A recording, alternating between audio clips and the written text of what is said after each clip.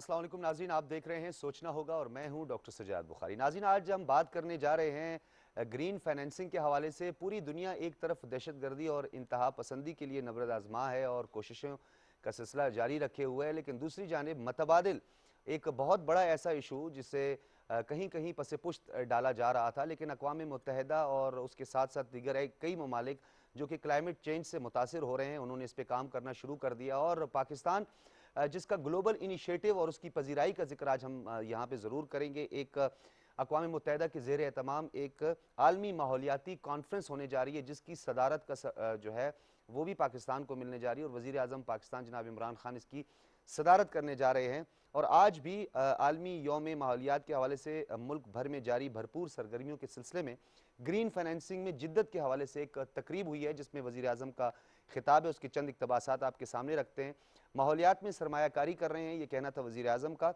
10 अरब दरख्त लगाने के हदफ को हासिल करना हमारी ज़रूरत है। उसके साथ साथ उन्होंने कहा जंगलात को बढ़ाने की ज़रूरत है और खैबर पख्तूनख्वा में बड़े पैमाने पर दरख्त लगाए गए। पूरी दुनिया माहौलियात के तहफ़्फ़ुज़ के हवाले से पाकिस्तान के इक़दामात की मोतरफ़ है और ग्रीन गवर्नेंस ज़िंदगी बचाने वाली दवा है, ये भी कुछ माहिरीन का ख्याल है, और जो हमारी बीमार मईशत को फ़ौरी तौर पर दरकार है। यानी बीमार मईशत के लिए भी ग्रीन फाइनेंसिंग जो है उसका बड़ा एक अहम शोबा है। लेकिन हम इसकी टेक्निकलिटीज़ में नहीं जाएंगे। हमारे साथ माहिरीन भी मौजूद हैं, इस हवाले से पार्लिमानी सेक्रेटरी भी मौजूद हैं। हम कोशिश करेंगे कि उनसे पूछेंगे ताकि आसान अल्फाज में हमारे जो देखने और सुनने वाले हैं उनकी समझ में भी आए। और वाटर मैनेजमेंट को भी पैरेलल गुफ्तगू का हिस्सा बनाएंगे, क्योंकि water management is the most important factor. क्योंकि हमारे मुल्क के अंदर अभी तक लोगों में शऊर नहीं है कि कौन से दरख्त लगाए जा सकते हैं, कौन से दरख्त जो है वो ज़्यादा पानी जो है वो सक करते हैं और कौन से ऐसे दरख्त हैं जिनको बहुत कम मिकदार में पानी की ज़रूरत होती है। और डेफिनेटली हाउसिंग का शोबा जो है वो भी काफ़ी हद तक जो है ग्रीन और क्लीन पाकिस्तान और ख़ास तौर पर इस ग्रीन फाइनेंसिंग के हवाले से बड़ा कंट्रीब्यूट कर रहा है, यानी माहौलियाती जो आलूदगी है उसमें हिस्सादार है। अब इन तमाम चीज़ों की ये किस तरह इसको अलहदा किया जाएगा और पाकिस्तान जो है इसमें क्या कंट्रीब्यूट कर रहा है, पाकिस्तान का क्या कंट्रीब्यूशन है, इन तमाम तर उमूर पर गुफ्तगू करने के लिए हमने मदू किया है। तारुफ करवाते चलें। रुखसाना नवीद साहिबा हमारे साथ मौजूद हैं, मेंबर नेशनल असम्बली और पार्लिमानी सेक्रेटरी बराए क्लाइमेट चेंज। बहुत शुक्रिया रुखसाना नवीद साहिबा। डॉक्टर बशीर अहमद साहब हमारे साथ मौजूद हैं, क्लाइमेट चेंज एक्सपर्ट हैं और वाटर मैनेजमेंट के हवाले से भी हम बात करेंगे। आमिर दुरानी साहब, हर दिल अजीज़ और इकॉनमी पे बड़े दस्तरस और ग्रिप रखने वाले माहिर माशियात हमारे साथ मौजूद हैं। आमिर दुरानी साहब, आपका भी बहुत बहुत शुक्रिया। रुखसाना नवीद साहिबा, गुफ्तगू का आगाज़ आपसे करेंगे ग्रीन फाइनेंसिंग के हवाले से। हमारे लोगों को आप ये बताएं कि ग्रीन फाइनेंसिंग असल में है क्या, और पाकिस्तान जो है वो इस पूरी ओवरऑल क्लाइमेट चेंज में ग्लोबल वार्मिंग की पहले बात की गई, फिर इसकी दोबारा से तहकीक की गई, फिर उन्होंने कहा नहीं जी ग्लोबल वार्मिंग नहीं है, और हम ये देख रहे हैं ग्लेशियर्स के पिघलने का सिलसिला भी शुरू है। प्राइम मिनिस्टर ने पिछले दिनों में भी ये बात की कि ग्लेशियर्स पिघलने के खतरात मौजूद हैं और हमारा जो कंट्रीब्यूशन है उससे भी हमें एहतियात बरतने की ज़रूरत है और अपनी हिकमत अमली बनाने की ज़रूरत है। बताइए रुखसाना नवीद साहिबा, ये है क्या और किस तरह ये ग्रीन फाइनेंसिंग जो है वो हमारी गिरती हुई मईशत को सहारा दे सकती है? जी, बिस्मिल्लाहिर्रहमानिर्रहीम। सबसे पहले तो जी मैं क्रेडिट दूंगी हमारे ग्रीन प्राइम मिनिस्टर को कि जो कि दुनिया में उनकी पहचान एक बन गई है कि फोरम्स पे, हर बड़े फोरम पे जाके प्राइम मिनिस्टर ने अपने क्लाइमेट चेंज के बारे में उसकी कंसर्न्स शो किए हैं कि कितने हालात हमारी दुनिया के इस वक्त ख़राब हुए हैं और हम लोग इस चीज़ को एड्रेस करने के लिए नॉन सीरियस एटीट्यूड रखते हैं। तो इस हवाले से इस वक्त हमें जो ऑनर की बात है कि पाकिस्तान को वर्ल्ड एनवायरनमेंट डे के हवाले से 5 जून को एक होस्ट करने का मौका मिला है। तो उस हवाले से जो भी आपने कहा है मैं पूरी तरह से इंडोर्स करती हूँ कि हमें नॉन सीरियस एटीट्यूड को अब सीरियसली लेना चाहिए। ये जो इस वक्त बॉन्ड्स फ्लोट किए गए हैं, ये ग्रीन बॉन्ड्स इस तरह से हैं जैसे, अब लेमैन के लिए जैसे मैं बताऊं कि जैसे आईएमएफ से हम लोन लेते हैं और उस लोन को हम इफ़ेक्टिवली इस्तेमाल करते हैं और उसकी कंडीशंस को मीट करते हैं और उसके बाद हमारी दूसरी ट्रांच रिलीज़ होती है। इसी तरह से इसमें ये है कि हम जितने बेहतर तरीके से अपने एनवायरनमेंट पे ये पैसा खर्च करेंगे तो हमें मज़ीद बॉन्ड्स मिलेंगे और मज़ीद इसमें रिलैक्स किया जाएगा। हमारा जो एनवायरनमेंट के हवाले से हमें पैसा दिया जाता है दुनिया से, वर्ल्ड बैंक देता है और आईएमएफ वगैरह। तो उस हवाले से ये लेमैन के लिए ये एक चीज़ है। जैसे हम ज़कात वगैरह सदका देते हैं तो उस पर भी हम हमारी कंडीशन रखी हुई होती है कि हमने ये शौकत खानम को देनी है या फिर हमने किडनी सेंटर वालों को देनी है, उस पे हम जिस पे हमें ज़्यादा भरोसा है हम उसको देते हैं। इसी तरह से ये पाकिस्तान पे एक बहुत बड़ा भरोसा कायम किया गया है। यूके की गवर्नमेंट है हमारे साथ इस वक्त, जो कि कनाडा की गवर्नमेंट है, जर्मनी है, इनके साथ हमने एमओयू साइन किया है और ये हमारे साथ मिलके हम सब काम करेंगे सऊदी अरब भी इंशाल्लाह। इस प्राइम मिनिस्टर की विजन से बहुत ज़्यादा इंस्पायर है और सऊदी अरब ने भी ये फैसला किया है कि वो बिलियन ट्री सुनामी जैसा एक मंसूबा लेकर आ रही है और आज प्राइम मिनिस्टर साहब ने भी ग्रीन फाइनेंस स्कीम जो है उसके इजरा का ऐलान किया है। क्या है ये स्कीम? ये ब्लू कार्बन स्कीम है जी। इसमें ये है कि हमारे जैसे आपको पता है कि 1046 किलोमीटर हमारे पास एक कोस्ट लाइन है जिस पे मैनग्रूव्स हैं हमारे और दूसरे दरख्त पौधे भी हैं इस पे। तो वहाँ पे हमने ये डिस्कवर किया है कि ब्लू इकोनॉमी के हिसाब से हमें यहाँ बहुत सी अपॉर्चुनिटीज़ हैं जिसको हमने जिस तरह से एम्बिशियस हमारा प्लान था 10 बिलियन का ट्री सुनामी का, उस पे हमने 1 बिलियन का भी आपको पता है कि एक टारगेट हमने पूरे पाकिस्तान लेवल पे जो 10 बिलियन में था वो अचीव कर लिया है। खैबर पख्तूनख्वा में तो हम काफ़ी आगे जा रहे हैं। और इसी तरह से ये मैनग्रूव्स और फॉरेस्ट और टाइडल मार्शेस वगैरह, सी ग्रीन मेडोज़ वगैरह, ये सब जो ब्लू इकोनॉमी में आते हैं, वहाँ से अब हम आगे अपना जो इनिशिएटिव है वो शुरू करने जा रहे हैं और ये बहुत बड़ी हमें एक ब्रेक थ्रू मिली है। ठीक है डॉक्टर साहब, आपकी तरफ आएंगे। डॉक्टर बशीर साहब, ये बताइएगा कि एक तो क्लाइमेट चेंज के हवाले से पिछले दिनों आपने देखा कि मार्गला की पहाड़ियों पे आग लगी और हमने देखा ओवरऑल जो है वो टेम्परेचर भी बढ़ गया और फौरी तौर पर फिर हमने ये देखा कि बारिश जो है अनएक्सपेक्टेड बारिश थी। तो ये जो जंगलात को भी आग लग जाती है, बाज़ औक़ात फॉरेस्ट फायर जो है उसमें जो ख़ास तौर पर जो वाइल्ड लाइफ है उसको भी बहुत ज़्यादा नुकसान पहुंचता है। लेकिन ओवरऑल अगर हम बात करें तो बिलियन ट्री सुनामी से क्या इसका इम्पैक्ट होगा और ये जो ख़ास तौर पर ग्रीन फाइनेंसिंग है इससे एक आम आदमी किस तरह इस्तेफादा करेगा? लोगों में अवेयरनेस नहीं है, लोगों में इस हवाले से शऊर भी नहीं है। और तीसरा, मैं चाहता हूं कि इन तीनों को इसी एक सवाल का हिस्सा बना दें, वाटर मैनेजमेंट के हवाले से, क्योंकि हमारी मैनेजमेंट अच्छी नहीं है इस हवाले से और हमें बहुत सारे ऐसे एरियाज हैं जहां पर पानी की किल्लत का सामना है और बारानी पानी पर सब का सब इन्हसार करते हैं। तो आप क्या कहते हैं कि पाकिस्तान जो है इसमें किस तरह इस जिद्दत का हिस्सा बन सकता है और इससे फ़ायदा उठा सकता है? जी बिस्मिल्लाहिर्रहमानिर्रहीम, बहुत शुक्रिया। जिस तरह बात की गई है क्लाइमेट चेंज के लिहाज से Pakistan highly vulnerable to climate change है। अगर आप जनरल वाच के पिछले 4 या 5 साल से देखें तो फोर्थ वनरेबिलिटी के पॉइंट से चौथे, पाँचवें, छठे या सातवें नंबर पे फॉल कर रहा है। तो हमारे वनरेबिलिटी बहुत ज़्यादा है। क्लाइमेट चेंज की जो हॉटस्पॉट्स हैं जो हो रहे हैं उसमें 3 चीज़ें हो रही हैं। आपका फ्लड भी फ्यूचर में बढ़ सकते हैं, ड्राउट भी बढ़ सकते हैं। इसके अलावा हीट वेव जो पहले इतनी प्रोमिनेंट नहीं थी क्लाइमेट चेंज की वजह से, वो बहुत बढ़ती जा रही हैं। पाकिस्तान में 2015 में कराची का एक बहुत इंसिडेंट है कि हीट वेव आई थी और बहुत ज़्यादा हमारे जानी नुकसान भी हुआ था। इसी तरह हीट वेव जो बढ़ती जा रही है, टेम्परेचर बढ़ता जा रहा है, हीट वेव बढ़ती जा रही है, वो हमारे इन्वायरमेंट पे भी, उसका फॉरेस्ट पे एज़ वेल एज़ एग्रीकल्चर पे भी उसका बहुत ज़्यादा इम्पैक्ट होता जा रहा है। ना सिर्फ पाकिस्तान में, आपने वर्ल्ड वाइड भी देखें तो लास्ट ईयर ऑस्ट्रेलिया में हीट वेव की वजह से बहुत सारे जंगलात में महीनों के हिसाब से आग लगी थी, जिसने और भी ना सिर्फ जंगलात को बल्कि जो उधर फ्लोरा फाना उसको भी डैमेज किया था।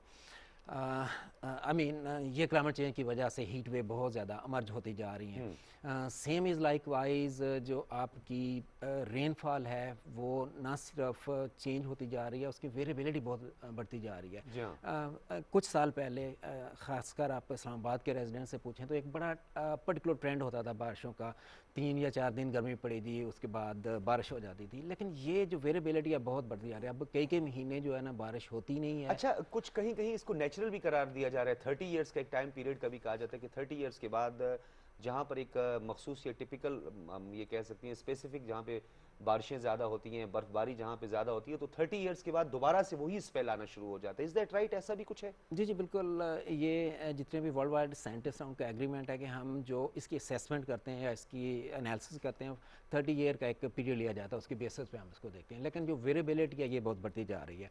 अगर हम पाकिस्तान के क्लाइमेट आउटलुक को देखें तो जो रीजनल स्टडीज़ हुई हैं, इंटरनेशनल स्टडीज़ हुई हैं, उसके पॉइंट ऑफ व्यू से जो हमारे, जिस तरह भी आपने ग्लेशियर मेल्टिंग की बात की, तो 2 डिग्री सिनेरियोज़ की बात की जाती है। अगर 2 डिग्री का सिनेरियो फ्यूचर में प्रिवेल करता है और हमारा बिजनेस एज यूजुअल हम कुछ उसको प्रिवेंट करने के लिए नहीं करते, तो 2 डिग्री की बेसिस पे जो हमारे HKH इस रीजन के पूरे ग्लेशियर हैं 50% मेल्ट हो सकते हैं। साथ साथ ये भी है जो हमारी रेनफॉल है उसके पैटर्न चेंज हो रहे हैं। रेनफॉल ओवरऑल जो ट्रेंड आ रहे हैं वो बढ़ रही है, लेकिन अच्छा, उसकी एक फॉर्म एक चेंज हो एक रही है। डॉक्टर साहब एक बात बड़ी यहाँ पे अहम है, क्योंकि मैं दुरानी साहब की तरफ भी जाऊंगा और मुझे ब्रेक का भी कहा जा रहा है। ये 2 डिग्री यानी जो टेम्परेचर के हवाले से बात की गई है, और ग्लोबल वार्मिंग में पाकिस्तान आज कहाँ पे खड़ा है, किस हद तक इस पे मुतासिर हुआ है, इस पर भी हम बात करेंगे। और डेफिनेटली आमिर दुरानी साहब जो है ओवरऑल इस हमारी मईशत पर इसके क्या असरात मुरतब होंगे, इस पर हम बात करेंगे एक ब्रेक के बाद।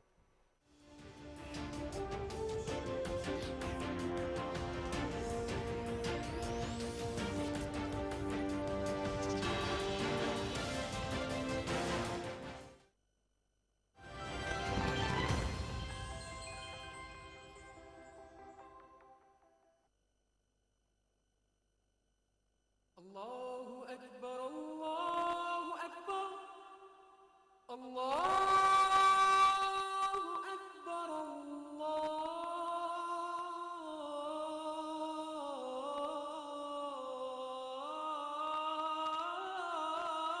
أكبر أشهد أن لا إله إلا الله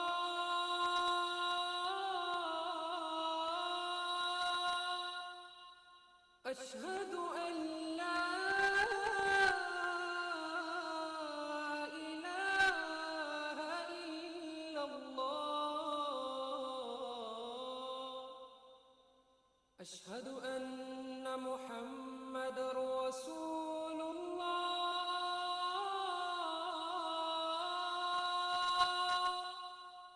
أشهد أن محمد رسول الله حي على الصلاة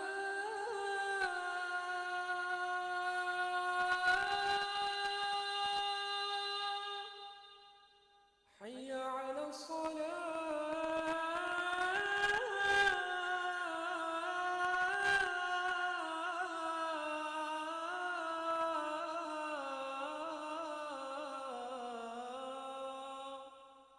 حي على الفلاح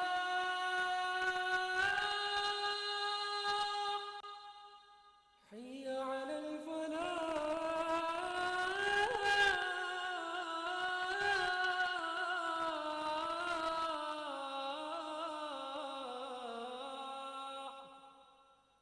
الله أكبر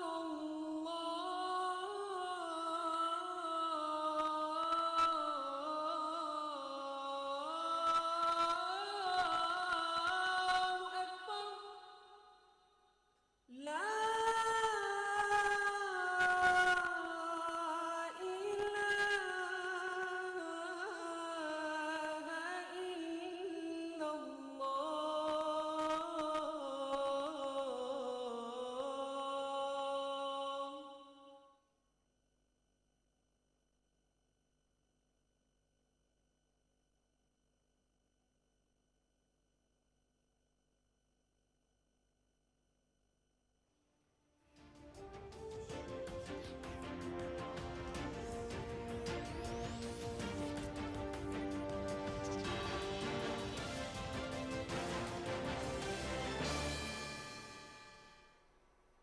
वेलकम बैक नाज़रीन। हम बात कर रहे हैं ग्रीन फाइनेंसिंग के हवाले से और एक ग्लोबल इनिशिएटिव और पाकिस्तान की आलमी सतह पर पजीराई, और इस वक्त माहौलियात के हवाले से उस कॉन्फ्रेंस में पाकिस्तान को सदारत मिलना, ये पाकिस्तान के लिए एक बहुत खुशाइंद अमल भी है और पाकिस्तान की इकॉनमी पर इसका बड़ा मुस्बत असरात भी मुरतब होने जा रहे हैं। दुरानी साहब, हमेशा की तरह आज भी टिपिकल तो नहीं कहेंगे, लेकिन ओवरऑल अगर हम बात करें तो बहुत सारे इसके साथ सेक्टर्स भी जुड़े हैं। बैंकिंग सेक्टर इसके साथ जुड़ा हुआ है।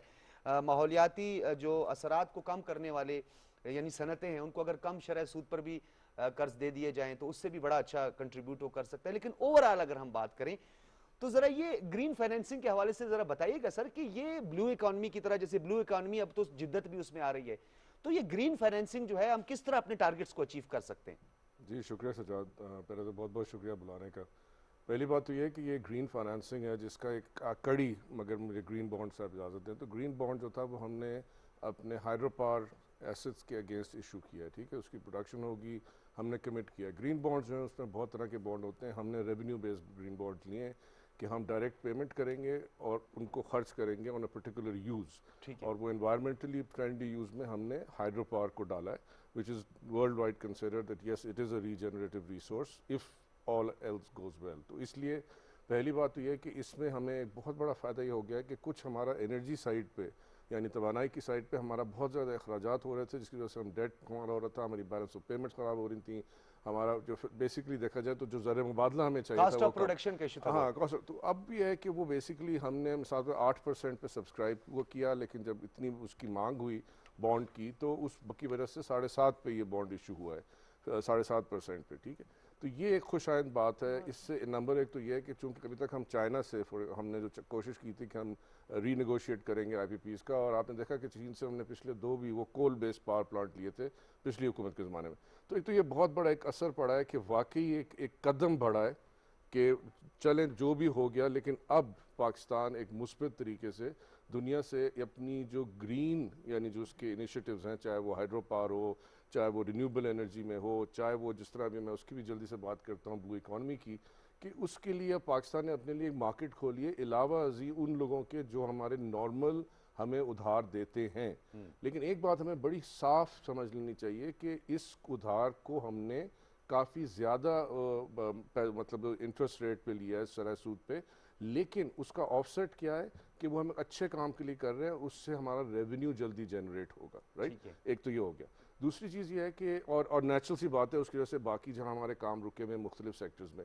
आपने एक और सवाल पूछा था सेक्टर रिलेटेड सेक्टर, ये एक बहुत अच्छा सवाल है। अब तक हम एडाप्टेशन को यानी जो क्लाइमेट के जो हमारे पे असरात हैं, माहौलियात की वजह से जो पाकिस्तान सफ़र कर रहा है, जो उस पर बुरे असरात पड़ रहे हैं, उन सारों को हम हमेशा समझते हैं कि यार ये तो पैसे ही खर्चे जा रहे हैं। पूरी दुनिया गंदगी फैलाती है, असर पाकिस्तान पे होता है, और बेचारा पाकिस्तान जो है वो सफाई कर कर कर मसलन जो ग्लेशियर्स की अभी बात हुई कि अगर ये ग्लेशियर मेल्ट हो गया, हम ऑलरेडी उस पर असरात देख रहे हैं, ग्लेशियर रिप्लांटेशन हो रही है, ग्लोफटेक स्कीम चल रही है, लेकिन अब ये नज़र आ रहा है कि इस सारी काम में मुनाफा भी है और इज्तमाही तौर पे एक जिसे कहते हैं हम तरक्की का जो है ना उसकी तरफ हमारा एक फ़ायदा भी, यानी इकोनॉमिक बेनिफिट जिसको हम कहेंगे, तो वो उसकी अब हुकूमत का ये जो है ना 10 बिलियन का तो एक इब्तदा थी।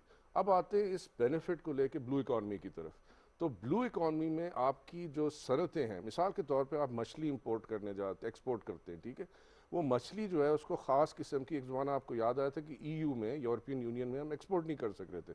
जितना हम ब्लू इकॉनमी की तरफ तवज्जो देंगे, मुख्तसर बात यह है, उतना ही हम वहाँ पे जब माहौल को बेहतर बनाएंगे, आपकी फ़िश की यानी मिसाल आप मछली भेज रहे हैं, चाहे जापान भेज रहे हैं, चाहे EU भेज रहे हैं, उसकी सर्टिफिकेशन होती है, यानी कि उसकी सनद होती है कि ये साफ़ जगह से निकली है, उसमें इतने एक नंबर के। और हमारे हम तो डेफिनेटली प्रायोरिटी इसलिए भी है कि गवादर की अगर हम बात करें, गवादर की श्रिम्प्स, गवादर की फिश जो है बिल्कुल पूरी दुनिया में उसकी, और टूना की अगर हम बात करें एक्सपोर्ट कर रहा है पाकिस्तान। और ये बात भी हमें याद रखनी चाहिए कि हमने 1960 में इतना ज़्यादा अपना जो सेलाइन एफ्लुएंट यानी जो नमक वाला पानी समंदर में फेंका, उसके बाद हमने कुछ स्कीमें बनाई, जिस तरह नेशनल ड्रेनेज प्रोग्राम था, जिसकी वजह से हमारे मैंग्रोव्स तबाह हुए, जिसकी वजह से हमारी जो जितने ये फिशरमैन फोक हैं, फिशर फोक सिंध के स्पेशली जो साहिली इलाकों के, उन पे जो इम्पैक्ट आया, वो अब हमें मैंगो, आज मैंने सुना वज़ीर आज़म ने काफ़ी दफ़ा 2 चीज़ों का जिक्र किया। एक तो उन्होंने हदीस सुनाई थी जो आप साहब को पता है कि जो आप ज़िंदगी में रहें, वो मैं सुन के खुश हुआ, क्योंकि नॉर्मली हमारा आम आदमी तो यही कहता ना कि बस कल मर जाना है, लेकिन वो हदीस हमें ये सिखाती है कि जब दुनिया का सोचो और यहाँ रहने का, तो ऐसे रहो कि 1000 साल रहोगे, ठीक है। दूसरी चीज़ जो उन्होंने बड़ी अच्छी और खुशाइंद की कि उन्होंने बताया कि पिछले 10 साल से मैंग्रोव्स जो हैं वो रीजनरेट हो रहे हैं, ठीक है। और उससे भी बड़ी मज़े की बात है कि प्राइम मिनिस्टर ने उसमें ये नहीं कहा कि किसकी वजह से, लेकिन उन्होंने इस बात का अज़म का बताया कि अब हम ये करने जा रहे हैं। आखिरी चीज़, आज तक COP26 ग्लासगो में आने वाला है, आज तक किसी हुकूमत ने COP26 के बयाने को प्री कैबिनेट अप्रूवल नहीं दिया, असेंबली में नहीं लाए। सुना ये जा रहा है, अगर आप मलिक अमीन असलम साहब की बात यकीन करें, कि इस दफ़ा कैबिनेट अप्रूव करेगी हमारी जो नेशनली डिटर्मिन्ड कंडीशंस है। तो मेरे ख्याल में ये एक बड़ा बड़ा फॉरवर्ड स्टेप है। अच्छा दुरानी साहब, एक बात मैं आपसे और भी पूछना चाहूंगा, क्योंकि डेफिनेटली आपकी तो मईशत में भी ज्यादा ग्रिप है, लेकिन ओवरऑल क्लाइमेट चेंज के हवाले से अगर हम बात करें, ग्लेशियर्स मेल्टिंग की जो अभी थोड़ी देर पहले भी बात की थी, तो एरिया स्पेसिफाई किए जा चुके हैं क्या? उस पे आप समझते हैं कि उस खतरनाक सूरत हाल से बचने के लिए जो हमारा एडमिनिस्ट्रेटिव इंफ्रास्ट्रक्चर है उसको पैरेलल लेके अगर साथ चला जाए, तो आप नहीं समझते कि हमारे लिए न सिर्फ हमारी मईशत के लिए इस पर अच्छे असरात मुरतब, ओवरऑल इंटरनेशनल अच्छा इंपैक्ट जाएगा इसका? नहीं, मेरे ख्याल में देखिए, एक तो है ना कि हमने अपना बाहर के असर डालना है, वो आपने बिल्कुल दुरुस्त फरमाया। अब मेरे ख्याल में अगला जो कदम होना चाहिए वज़ीर आज़म की तरफ से, उनकी काबीना की तरफ से, वो ये होना चाहिए बिल्कुल जो आपने बताया, क्योंकि अभी तक जो काम हो रहे हैं वो अलग अलग छोटी छोटी जगह पे हो रहे हैं। यानी अगर आप फॉर एग्जांपल गिलगित बल्तिस्तान चले जाएं, गिलगित बल्तिस्तान में छोटा सा ग्रुप है, बेचारे जाते हैं, वो जिस तरह खुदा की परिस्थिति होती है उसी तरह बेचारे लगे हुए हैं कि उनका सजदा ये है कि वो जाके ग्लेशियर बेचारे वहाँ पैदा करते हैं, उसको ग्रोथ के उसके ऊपर एफर्ट्स करते हैं। लेकिन क्या हमें ये पता है कि पाकिस्तान की सारी मईशत, इंडस ज़्यादातर अनलाइक ब्रह्मपुत्रा और गांजीज और ब्रह्मपुत्रा 60% से ज़्यादा कैचमेंट से आते हैं। हमारा जो दरिया सिंध है वो ज़्यादातर उस बर्फ़ से आता है, ठीक है। और अगर वो ग्लेशियर मेल्ट हुए तो उस पर डायरेक्ट हिट आती है पाकिस्तान की इकॉनमी। अभी आपने ग्रोथ देख लिया, 4% ग्रोथ, मैं यकीनन कहता हूँ कि इस साल 4 से ऊपर फीसद ग्रोथ होगी। लोग जो मर्जी कहते रहे, हमने ये 2 महीने पहले PTV पे बताया था कि ये लग लेकिन रहा वो है। फाइनेंशियल टाइम्स की एक रिपोर्ट जो है ना, उसकी वजह से लोग देखिए, ज्यादातर नहीं, उस पे भी खैर, इंसार फाइनेंशियल करने टाइम्स लगे को ना छोड़ सर। देते IMF ने भी अपनी रिपोर्ट जारी नहीं की वो थी। कर दी, लेकिन उसकी हमारी ही थोड़ी सी क्या कहते हैं, नज़रअंदाज किया हमने चीज़ों को। देखिए, क्या इस दफ़ा गेहूँ नहीं हुई, क्या उसके बारे में रिपोर्टें हम 100% बता सकते हैं कितनी हुई? अभी नहीं, क्योंकि वो नदारों को जिनको रिपोर्ट दे। लेकिन मैं फिर वापस आता हूँ, तो हमारी इस दफ़ा मईशत का पहिया 2 चीज़ों से चला है। एक लार्ज स्केल मैन्युफैक्चरिंग जो हमने कंस्ट्रक्शन सेक्टर से लिंक की थी, दूसरा हमारी ज़राअत से चला है। तो आप खुद सोचिए, अपने जो आपने सवाल पूछा कि अगर वो सारी ज़राअत जिसका दारोमदार इस दरिया सिंध और इसकी ट्रिब्यूटरीज पे है और हमारी बर्फ़ पिघलने लग जाती है, तो फिर आप आइंदा का पाकिस्तान के बारे में सोचने से बंदा खौफ आता है। बिल्कुल आपने दुरुस्त फरमाया। अच्छा, एक बहुत बड़ी बात रुखसाना साहबा, आमिर दुरानी साहब ने भी हमारी तवज्जो इस हवाले से मबजूल करवाई है, और ख़ास तौर पर अभी तामीराती शोबे की भी बात की गई, तो प्राइम मिनिस्टर साहब का एक विजन जो है वो तामीराती शोबे को MNST देना, उसको छूट देना, खुसूसी उसके लिए रियायत जो है वो सामने आई, और दूसरी जानब में इंफ्रास्ट्रक्चर डेवलपमेंट जो है, तो ये भी तो हम कंट्रीब्यूट कर रही हैं, माहौलियाती आलूदगी का हिस्सा बन रहे हैं, और पूरा ओवरऑल तो इसके लिए भी कोई पैरेलल कोई हिकमत अमली बनाई गई है? क्योंकि डेफिनेटली हम तो कोशिश कर रहे हैं कि क्लाइमेट चेंज में हमारा कंट्रीब्यूशन कम से कम हो, हम माहौलियात को आलूदा कम से कम करें, लेकिन ये शोबा जो है इसके लिए भी एक चेक एंड बैलेंस की ज़रूरत है, क्योंकि इससे तो ज़्यादा हमारी माहौलियात पर असरअंदाज होते हैं। जी बिल्कुल, इसमें तो कोई शक नहीं। मैं दुरानी साहब की बात से भी आगे, जो इन्होंने बॉन्ड्स की बात की, उसमें 500 मिलियन हमने वो बॉन्ड्स के लिए फ्लोट किया था, और हमें 3 टाइम्स उसको ओवर सब्सक्राइब हुआ है, तो ये भी एक बहुत एक खुशाइन बात है। अच्छा, इसमें आप जो कंस्ट्रक्शन का पहलू हमारा आ रहा है, उसमें भी प्राइम मिनिस्टर ने कहा है कि अब हम वर्टिकल की तरफ जाएंगे बिल्डिंग्स पे, कंस्ट्रक्शन जो होगी, और ग्रीन कंस्ट्रक्शन होगी, ग्रीन आर्किटेक्चर होगा, जिसको कि फॉलो करना पड़ेगा अब। और दूसरा ये कि हमने जो शहर हैं उनको महदूद करने के लिए कि इस वक्त जो उनके लेआउट प्लान्स हैं वो निकलवाए जा रहे हैं पूरे मुल्क में हर शहर के, और उसके इस्लामाबाद बाद का तो उसे देख रहे बढ़ने हैं के लिए सोसाइटीज़ जो हैं आगे रोक दी गई हैं कि मज़ीद उसके बाद और सोसाइटीज़ को कोई अप्रूवल NOCs नहीं मिलेंगे, और उसके बाद इंशाल्लाह हम उसको जैसे कॉर्डन ऑफ दरख्तों से किया जाएगा, वो भी हमारे इसी प्लान में शामिल है। ठीक है, ये जो आपने ख़ास तौर पर हाउसिंग सोसाइटीज़ वगैरह की बात की, तो ये तो हमारा एक और भी फिर सेक्टर जो है उसके लिए भी मुश्किलात बढ़ जाएंगे। तामीराती शोबा है और प्राइम मिनिस्टर साहब का विजन भी है, तो आप ये भी साथ में बताइएगा कि अगर हाउसिंग का सेक्टर जो है वो काम करना छोड़ देता है या हाउसिंग सोसाइटीज़ नहीं बनती है, तो ये तो गवर्नमेंट्स और स्टेट की रिस्पॉन्सिबिलिटी तो होती है कि लोगों को जो है वो शेल्टर और छतें फराहम करे। नहीं, तो वो तो इसमें है। ताखीर और फिर एक आईनी ताख़ीर मुद्दत नहीं भी है, होगी। उसके ख़त्म होने के बाद आप नहीं समझती मसाइल बढ़ सकते हैं? नहीं, ताख़ीर इसमें नहीं होगी, ऑलरेडी जो काम इस पे हो रहा है वो हो रहा है, लोगों के लिए घर बनाए जा रहे हैं, मगर ये कि वो ज़्यादा कोशिश हो रही है कि वर्टिकल हों, वर्टिकल जाएं और बिल्डिंग्स जो हैं वो ज़मीन को ज़्यादा कवर ना करें, एग्रीकल्चरल High rise हमारा buildings हाई वगैरह राइज की बात। बिल्डिंग्स हों और हमारी एग्रीकल्चरल ज़मीन जो है वो ना इफेक्ट हो। तो हाई राइज बिल्डिंग्स के हवाले से जो प्लान है उसके हवाले से आप क्या कहती हैं? उसमें तो बहुत सख्त चेक एंड बैलेंस की जरूरत है, बहुत सारी हमारी जो है सेस्मिक जोन्स आती हैं, बहुत अर्थक्वेक जोन है जहां पर जो है एक क्राइटेरिया, वैसे सारी क्राइटेरिया तो चीज़ों को पूरा देख नहीं रहे हैं। होता, बहुत मुश्किल होती है क्योंकि उसके फाउंडेशन में जो है वो जब भी, मेरे ख्याल में दुरानी साहब भी जानते हैं कि जब उसको चेक करने के लिए जाते हैं, मटेरियल चेक करने के लिए जाते हैं, फाउंडेशन चेक करने के लिए जाते हैं, तो बड़े मसाइल होते हैं। बिल्कुल जी, ये होता है हमेशा से और कोशिश है हमारी इस गवर्नमेंट हाई की राइज से कि भी इन थोड़ा बहुत चीज़ों माहौलियत को मुतासिर होती जरूर है रुखसाना साहब। नहीं, वो तो जाहिर है अब लोगों को हमने अकोमोडेशन तो देनी है, बिल्कुल। किसी ना किसी तरह से उनको एक छत प्रोवाइड करनी जो है वो हुकूमत की जिम्मेदारी है, जो आज तक इस तरह से सीरियसली हुआ नहीं है, अब होने जा रहा है।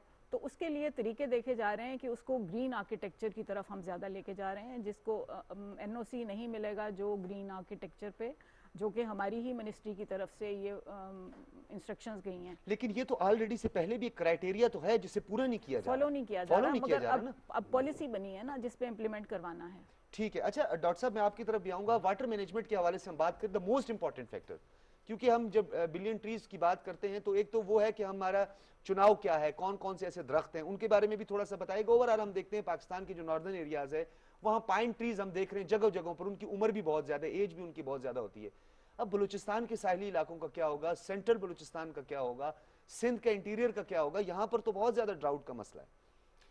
जी बहुत शुक्रिया। मेरा ख्याल है कि जो पाकिस्तान की जिस तरह बात की वल्नरेबिलिटी डिपेंडेंस, एक तो है कि पूरी एग्रीकल्चर पे, और एग्रीकल्चर हमारी बेस करती है दरिया सिंध के पानी पे बेस करती है। वहाँ पे तो हमारा इरीगेटेड कनाल इरीगेटेड है। जो आउटसाइड इरीगेटेड है, बहुत सारी ऐसी टेक्नोलॉजी इरीगेशन की हैं दुनिया में बड़ी कामयाब हैं, जिसमें केनाल वगैरह बनाई जाती नहीं हैं। सर, आउटसाइड उसमें ड्रिप इरिगेशन है जो कतरा ब कतरा पानी प्लांट रूट के साथ देती है, फिर स्प्रिंकलर इरिगेशन है ठीक है। उसके लिहाज से, फिर पीआरसी हम एक और नई टेक्नोलॉजी है उसको रिस्पॉन्सिव ड्रिप इरिगेशन कहते हैं, वो हाईली सक्सेसफुल हैं। आप ऑस्ट्रेलिया की बात करें, इसराइल की बात करें, तो उन्होंने पूरे अपने उन डेजर्ट्स को, लाइकवाइज चाइना ने अपने गोबी डेजर्ट को इन टेक्नोलॉजी की बेसिस पे कि ये टेक्नोलॉजी जितना हम सरफेस इरिगेशन या फ्लड इरिगेशन करते हैं उससे 70 to 80% मोर एफिशिएंट हैं, आपका पानी सेव करती हैं। तो हमारे भी इसी की ज़रूरत है। पीआरसी और बहुत सारे जो और पार्टनर इंस्टीट्यूशन इस पे वो काम कर रहे हैं, और माशाल्लाह बड़ी अच्छी अच्छी अभी कह सकते हैं कि इंडिविजुअल लेवल पे सक्सेस स्टोरीज हो रही हैं। आपका जो थल एरिया है जहाँ पे शैलो वाटर है, वहाँ ग्रीनिंग बहुत ज़्यादा हो रही है, ऑर्चर्ड लग रहे हैं आप टीलों और पे। वाटर टेबल का कितना इम्पैक्ट होता है? नहीं, वाटर टेबल वो है कि उसकी बेसिस पे वाटर टेबल पे बड़ा अच्छा इम्पैक्ट आता है, क्योंकि वो वाटर सेव करता है, आप उससे वाटर ज़ाया नहीं करते। जिस तरह हमारे अनफॉर्चुनेटली बलूचिस्तान में इतना ज़्यादा ओवर पंपिंग की गई है और वाटर टेबल इतना डीप चला गया है, अगर हम इसी ड्रिप और स्प्रिंकलर को यूज़ करें तो उस वाटर टेबल को रिस्टोर किया जा सकता है। गवर्नमेंट का इसमें एक मेगा प्रोजेक्ट भी दिया हुआ है, कमांड एरिया डेवलपमेंट है, जहाँ पे जो पूरे बलूचिस्तान में उस एरिया में ड्रिप और स्प्रिंकलर को सर, यूज इसमें करते सिर्फ हुए वाटर पंपिंग नहीं है, मेरा ताल्लुक भी बलूचिस्तान से है। देखिए वहाँ वाटर पंपिंग के साथ साथ डॉक्टर साहब एक बड़ा अहम इशू ये भी है कि अरसे दराज से एक तो वहाँ पे हम बारानी पानी पे डिपेंड करता है बलूचिस्तान काफ़ी हद तक। चेक डैम्स और डिले एक्शन डैम्स भी बनाने की ज़रूरत है। और दरख्तों की जहाँ तक बात करें, बहुत सारे ऐसी एरियाज हैं, दुरानी साहब का भी एक्सपीरियंस होगा, पंजगूर, तुरबत, मंद और इन एरियाज में आप चले जाएं, आपको ऐसे से दरख्त दिखाई देंगे जहाँ मुझे तो यकीन है कि एक एक साल तक वहाँ बारिश नहीं होती है, लेकिन वो दरख्त हरे भरे होते हैं।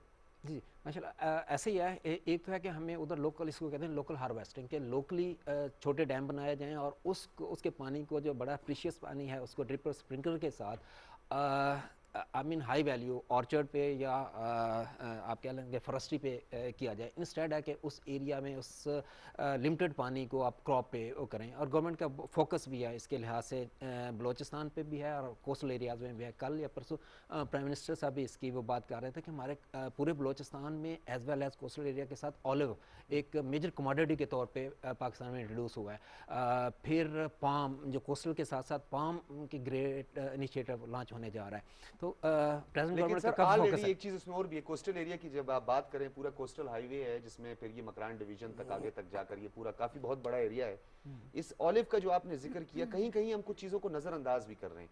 बलूचिस्तान के जो नार्दर्न एरियाज हैं, खासतौर पर वेस्टर्न साइड है, अगर आप वहां पे चले जाएं तो वहां पे वाइल्ड ऑलिव है, वाइल्ड पिस्ताशू है, और जिसको हम सबसे ज्यादा एक्सपोर्ट कर रहे हैं। लेकिन नजरअंदाज किया जा रहा है और वहां के लोगों के पास गैस की सहूलत नहीं है। मैं नाम ले जी, लेता हूँ, ज़ियारत का इलाका है, हरनाई का इलाका है, जोब का इलाका है, जहाँ पे वाइल्ड ऑलिव है। और कितनी नायाब चीज़ है वाइल्ड ऑलिव, ये तो मेडिसिनल उसमें आते हैं, ट्रीटमेंट में आते हैं, और इस पर बाकायदा इस पर जो है मैन्युफैक्चरिंग होती है, मेडिसिन तैयार होती है, और चाइनीज़ जो है एक ट्रेडिशनल मेडिसिन इस पर तैयार करते हैं।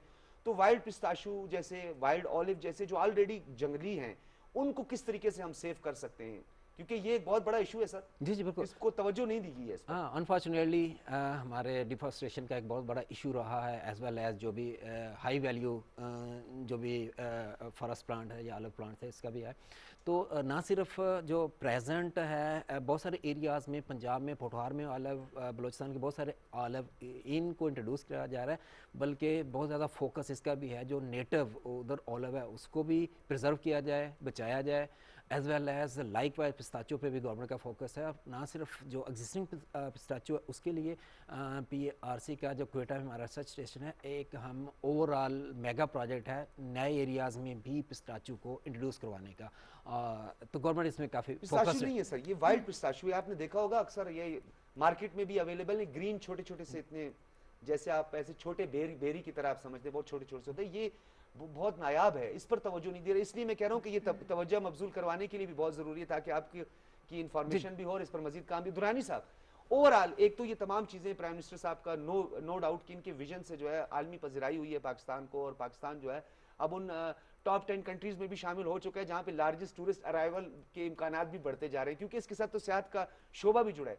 लेकिन हमारे पास जो वसाइल मौजूद हैं, जो हमारे पास अल्लाह ने जो हमें दिए हैं, जो फ्रूट्स दिए हैं, जो वाइल्ड फ्रूट्स दिए हैं, इन तमाम चीजों को, इनके लिए काम करना कितना जरूरी है आप समझते हैं, और इनकी मांग के हवाले से भी और डिमांड के हवाले से? फ्रूट्स के जिक्र से पहले, मतलब क्योंकि फ्रूट्स जो पाकिस्तान का एक हिस्सा है, टूरिज्म हमारा ज़्यादातर जो हो रहा है, जिसके आपने जिक्र किया कि सेहत में ऊपर आ रहे हैं, तो सबसे पहले तो एक चीज़ में तवज्जो आपकी वसादत से मबजूल कराऊंगा कि ये जो हमने अभी तक एक बात नहीं की, वो पानी के खर्च की है, कि पानी जो हम इंफरादी तौर पर इस्तेमाल करते हैं और जो हम ज़राअत के लिए इस्तेमाल करते हैं। इस वक्त अगर आपको नेतन्याहू साहब का आपने बयान देखा होगा, उन्होंने बड़े फ़ख्र से आके पिछले हफ्ते पूरी दुनिया को बताया कि इजराइल से ज़्यादा कोई सेंसिबल मुल्क नहीं है दुनिया में माहौलियात में। वो 100% के करीब पानी अपना रिसाइकिल करते हैं। उर्दून में जो शहर है उनका अपना जो दारुल खिलाफा है, वहाँ पे 70% रिसाइकलिंग का जो प्लांट लगा हुआ है वो इजरायली साख्त का लगा हुआ है। कहने का मेरा ये मकसद है कि देखिए 2-3 चीज़ें हम करने जा रहे हैं। एक तो हम कंस्ट्रक्शन जो आपने जिक्र किया, दूसरी चीज़ जो हम कह रहे हैं कि हमने सियाहत को बढ़ाना है, ठीक है, तीसरी चीज़ जो हम कह रहे हैं कि हमने अपने कोस्टल एरियाज़ को डेवलप करना है। ये बहुत अच्छी बात है, लेकिन इसके साथ साथ एक जिसे कहते हैं कि जहां अल्लाह ताकत देता है उसके साथ साथ रिस्पॉन्सिबिलिटी, आपको ये बहुत सख्त सोचना होगा कि ये ना हो कि इस सडन बूम, क्योंकि अब तक हमारा मईशत से क्या खर्च कि हर दफ़ा हमारा एक बूम आता है, हम अचानक 6% 5 फिर एकदम बैठ जाते हैं। तो मेरा ज़ाती ख्याल ये है कि हमारी जो शरह नमूद है, हमारी जो पॉपुलेशन की, आबादी की, वो अभी तक कंट्रोल में नहीं आई है। तो हम काफ़ी बड़ा मुल्क बनने जा रहे हैं अगले 25 साल के अंदर, 400 मिलियन तो कहीं इस तरह के तखमीने लगाए जा रहे हैं। तो अगर हम इस सारे को सोचना शुरू करें आपकी वाटर मैनेजमेंट के पॉइंट ऑफ व्यू से, ग्रीन फाइनेंसिंग, ग्रीन बॉन्ड के हिसाब से, और किन सेक्टर से हम अपनी शरह नमूद, अपनी इकॉनमी की GDP को ऊपर कर रहे हैं, तो फिर ये सवाल जो आपने पूछा ये फिर फलों से थोड़ा आगे निकल जाता है। वो हमारा एक बुनियादी सवाल ये आ जाता है कि क्या हम पाकिस्तानियों की ट्रेनिंग कर रहे हैं। देखिए ना, हुकूमत तो एक समझें कि एक मेरे लिहाज से अगर मैं खुद डिफाइन कर दूं, एक गैर ज़रूरी चीज़ है, और इसको जितनी कम हो बेहतर होता है, क्योंकि इंसान को अपनी जो आज़ादी होती है उससे इंसान ज़्यादा नशोनुमा पालता है। लेकिन ये कहने के बावजूद जो इस वक्त पाकिस्तान में देखा जाए, अगर आप टूरिज़म ला रहे हैं, आपने क्या हर घर को गिलगित बल्तिस्तान में, क्या आपने लाहौर में उनको बेसिक ट्रेनिंग दी है कि क्या टूरिज़्म को अलाउ नहीं करना चाहिए? मैं क्यों कह रहा हूँ, अगर मैं 1998 में मैंने पहली दफ़ा नेपाल में काम करना शुरू किया, उसी के 2 साल बाद मैं भूटान में काम करना शुरू किया। ये दोनों को अंदाज़ा हो कि दोनों हिमालयाज़ हमारे उसी तकरीबन हमारे नॉर्दर्न एरिया से मिलते जुलते हैं। माउंट एवरेस्ट दुनिया की सबसे जो ऊंची चोटी है वो वहाँ पाई जाती है। नेपाल में टूरिज़्म के उन्होंने एकदम 20 साल लगाया, उन्होंने कहा जी हम टूरिस्ट लाएंगे। नतीजा क्या हुआ, नेपाल इस वक्त इतना गंदा हो गया है, नेपाल की एवरेस्ट की अप्रोचेस इतनी गंदी हो गई हैं कि अब उन्हें बहुत ज़्यादा पैसे लगा के तो सफाई। तो क्लैश है फिर सर। नहीं नहीं, क्लैश नहीं है, सुनिए। हाँ। तो उसमें फ़र्क मैंने सोचा क्या है। भूटान हम जाते थे, भूटान अभी भी उसी तरह अपने आप को मेंटेन कर रहा है। हालांकि भूटान में इंडिया का इनखला ज़्यादा है, उनकी ज़्यादा सुनी जाती है, लेकिन भूटान के जो किंग हैं वांगचुक, उन्होंने और उनकी पार्लियामेंट ने ये फैसला किया कि हम यहाँ टूरिज़्म ज़रूर इनकरेज करेंगे, लेकिन ऐसा टूरिस्ट लाएंगे जो एक रिस्पॉन्सिबल हो, दुनिया के रिस्पॉन्सिबल सिटीज़न हो। दूसरा, हम वो टूरिस्ट लाएंगे जो पैसा ज़्यादा खर्च करे, ठीक है। तो उन्होंने $250 की लिमिट रखी। अच्छा, ये तो हो गया जल्दी से, मतलब ये तो हमारा एक और मसला ये है, अभी मैं आपको जानते हैं, मैं हर महीने तकरीबन कुछ थोड़ा बहुत 1200 किलोमीटर मोटरसाइकिल पे करता हूँ। तो अभी मैं जो रिसेंट ट्रिप करके आया हूँ गलियात और आगे जाके कश्मीर की तरफ, वहाँ से मैंने देखा कि अभी जो गंदगी हम खुद फैला रहे हैं, जो देखिए टूरिज्म की दो किस्में होती हैं, और इस वक्त जो सबसे ज़्यादा टूरिज्म बढ़ रही है तो दुरानी साहब, तभी तो मैं इंतजामी ढांचे की बात करता हूं सर, कि उसको ज्यादा से ज्यादा यूटिलाइज करने की भी जरूरत है, लेकिन उसमें क्लैश की जो मैं बात आपको कर लेकिन रहा इससे था, हमें सियाहत का। सेक्रेटरी साहब से पूछना चाहिए ना कि इन्होंने क्या अभी तक अच्छा, ये बड़ा अहम सवाल भी है, और बिल्कुल रुखसाना साहबा आपसे ये सवाल बनता भी है कि ओवरऑल अगर हम बात करें तो प्राइम मिनिस्टर साहब का एक विजन जो है वो सियाहत के हवाले से है, और पाकिस्तान में ऐसे ऐसे एरियाज को एक्सप्लोर किया गया। वैसे मैं खुद भी दुरानी साहब काफ़ी इस हवाले से शौक भी रखता हूं, और मैं अक्सर जो है, मेरे दोस्त भी सब जानते हैं और मेरे टीवी के जितने कोलीग्स भी जानते हैं, मैं अक्सर सियाहत के हवाले से मुख्तलिफ एरियाज़ में जाता हूं। अब देखिए, कुमराट जैसी जगह, माउडंड जैसी जगह नई एक्सप्लोर हुई हैं। इंफ्रास्ट्रक्चर डेवलपमेंट भी नहीं है, एक वो बहुत ज़्यादा ज़रूरी है।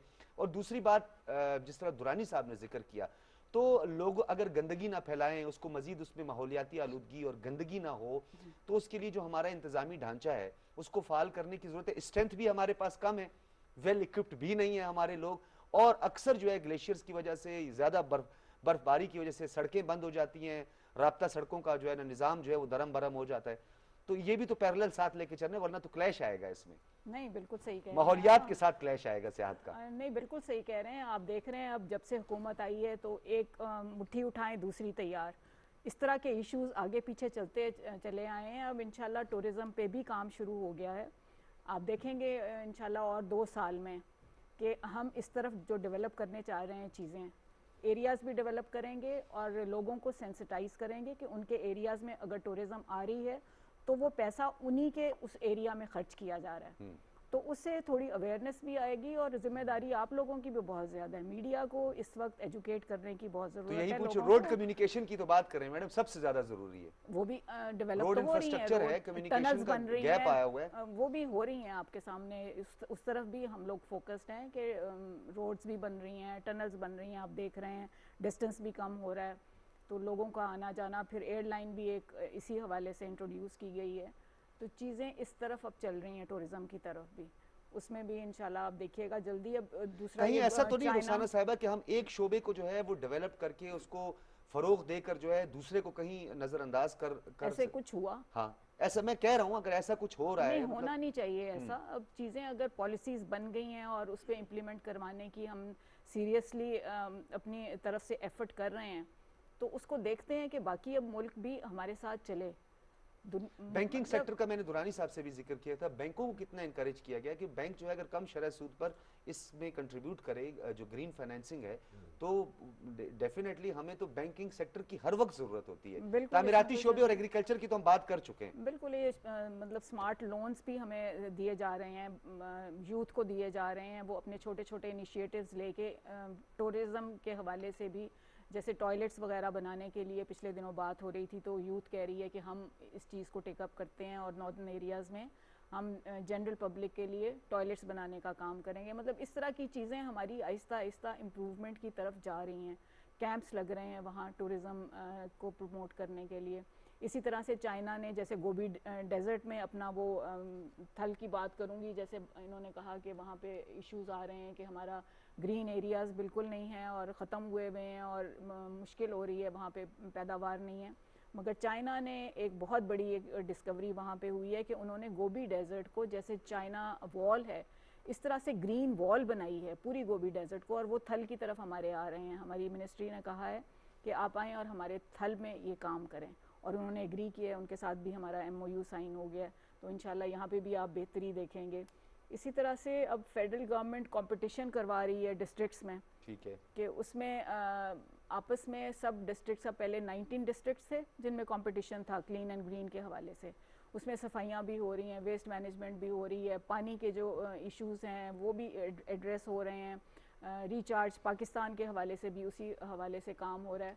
तो उसमें हमारे 84 डिस्ट्रिक्ट्स ने अब इस बार कहा है, क्योंकि जैसे अक्टूबर में प्राइम मिनिस्टर ने अवार्ड दिए उन्हीं 19 डिस्ट्रिक्ट्स में जो जो अपने लोकल गवर्नमेंट्स ने काम किया उन लोगों को, अब वो 84 डिस्ट्रिक्ट्स हो गए हैं पूरे पाकिस्तान में, और उनको सबको आपस में कंपटीशन में प्राइजेस मिलेंगे। ये एक बहुत अच्छी चीज़ एक चली है।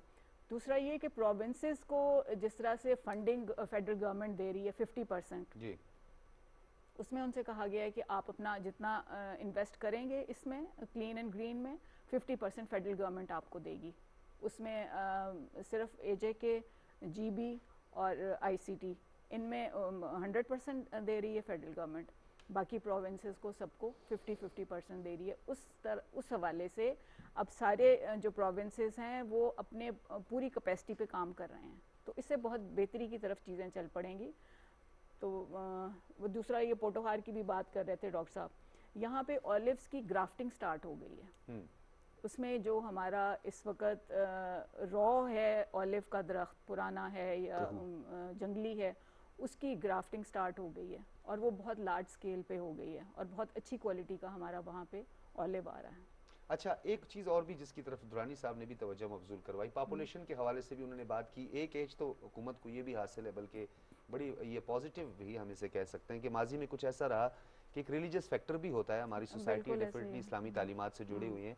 तो उलमाए कराम जो थे वो बहुत सारी ऐसी जगहों में जहाँ पॉपुलेशन क्लैश आता था गवर्नमेंट्स के दरमियान, जब वो पॉपुलेशन की बात करती थी, पॉपुलेशन वेलफेयर की बात करती थी। अब हम कोविड की बात कर लें या इंडिया के साथ या बहुत सारे ऐसे इश्यूज आए, तो उलमाए कराम ने तो गवर्नमेंट का बहुत ज़्यादा साथ दिया है, और कोविड की हमारे पास मिसाल है। तो ये पॉपुलेशन वेलफेयर के लिए जो है काम करना भी तो ज़रूरी है, ये भी तो एक नहीं, इसमें तो ऐसा कहीं ये कोई गैप है, कोई खला, कोई वैक्यूम ना रह जाए। उस पर भी जी काम हो रहा है इंशाल्लाह, पॉपुलेशन के लिए पे भी काम हो रहा है, और आहिस्ता आहिस्ता आप देख रहे हैं कि आप ही के उस पर सोशल सर्विसेज मैसेज जो आप लोग दे रहे हैं उसमें थोड़ी थोड़ी अवेयरनेस आहिस्ता आहिस्ता हम लोग इंक्रीज़ कर रहे हैं, तो इंशाल्लाह इसको भी सीरियसली टेकअप किया हुआ है। ठीक है डॉक्टर साहब, कुछ अगर रह गया है, क्योंकि मैं इसलिए कंक्लूजन की तरफ बढ़ रहा हूँ, दुरानी साहब से कंक्लूड करवाएंगे, कुछ अगर ऐसा कोई पॉइंट आप समझते हैं कि आप डिस्कस करना चाह रहे हो रह गया?